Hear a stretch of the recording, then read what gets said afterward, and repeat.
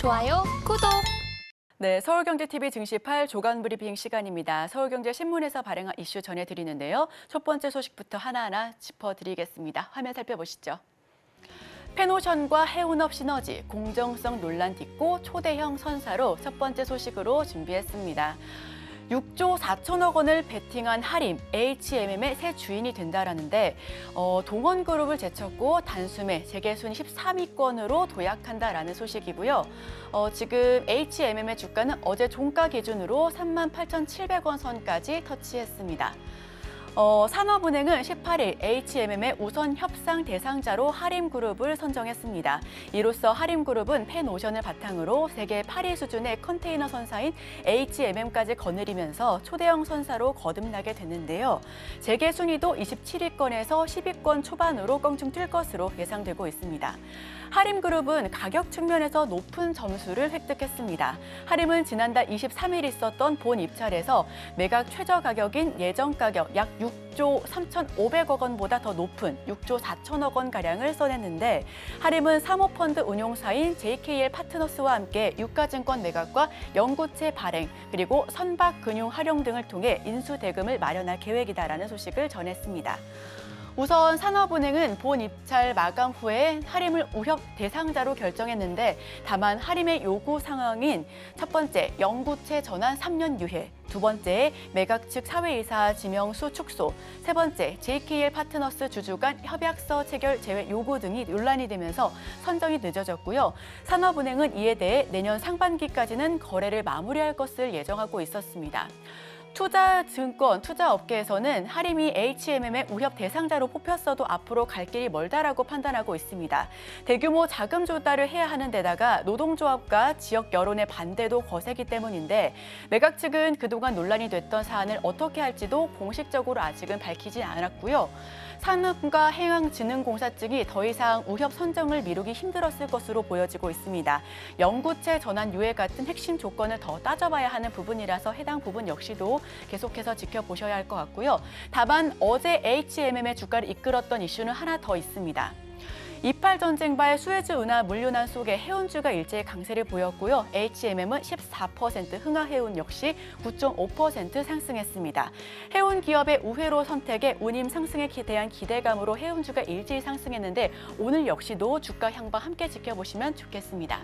본 입찰 25일 만에 대상자로 선정을 했고요. 매각이 늦어지자 대통령실도 나섰습니다. 하림은 대규모 자금 조달 등이 관건으로 보여지고 있는데 세부 계약 조건을 놓고 잡음이 있기 때문에 우려감 역시 늘어나고 있는 상황입니다. 자, 다음 소식으로 전해드립니다. 북한 정상각도 발사된 미국 본토 타격, 내년 핵탄도 실험 나설 듯 두 번째 소식으로 전해드립니다.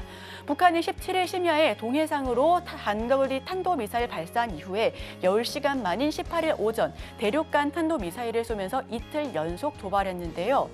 이는 한미가 지난주 NCG 회의를 열고 내년 8월 연합훈련에서 핵 작전 연습을 하기로 결정에 대한 것에 대한 반발로 풀이되고 있습니다. 또한 ICBM으로 미국 본토를 핵 공격할 수 있다라는 공포감을 조장해 대한민국에 대한 미국의 핵 우산 공약을 약화시키고 한미 동맹에 균열을 내려는 차원으로 해석되고 있고요. 합참은 우리 군의 거듭된 경고에도 불구하고 북한은 위협적인 도발을 지속적으로 감행하고 있다라고 밝혔습니다. 이후 발행하는 모든 사태에 대한 책임은 전적으로 북한에 있음을 다시 한번 경고하고 나섰는데요. 어제 일제히 방산주 역시 상승했습니다. 비오테크놀로지는 가격 제한폭까지 올랐고요. 에이스테크는 14%, LRG 넥스원도 6.15% 강하게 마감 지었습니다. 삼형 ENC도 2.6%, 포메탈도 1.4% 상승하면서 전반적으로 전쟁 테마 상승하면서 종가 형성했고요. SRBM 발사 후에 약 10시간 만에 두 번째 도발입니다. 대기권 재진입 기술마저 확보하게 된다라면 고체 연료 ICBM 전력화 단계에 진입한 것으로 보여지고요. 내년 한국 총선과 미국 대선 빅 이벤트를 앞두고 대외 압박과 함께 내부 결속을 다지는 행보일 가능성이 높다라는 부분 평가되고 있습니다. 자, 다음 소식으로 넘어갑니다. LG 디스플레이 1조 4천억 원 유상증자 중소형 OLED 투자 재원 마련 세 번째 소식으로 가지고 왔습니다. 있습니다. LG 디스플레이가 1조 3,600억 원 규모의 주주 배정 유상증자를 추진한다라는 소식인데 OLED 즉 유기 발광 다이오드 사업의 경쟁력을 높이는 동시에 재무 건전성을 강화하기 위해 긴급 재원 확보에 나섰다라는 소식입니다. LG 디스플레이는 중소형 OLED 시설 투자에 확보 재원의 약 30%를 투입할 예정이고요. 수주형 사업 규모를 확대하겠다는 계획도 밝혔습니다. 주요 고객사인 애플의 신제품 출시 일정에 맞춰서 노트북과 태블릿 PC용 OLED를 생산하기 위한 IT용 생산 라인 고도화에 나설 것으로 예상하고 있고요.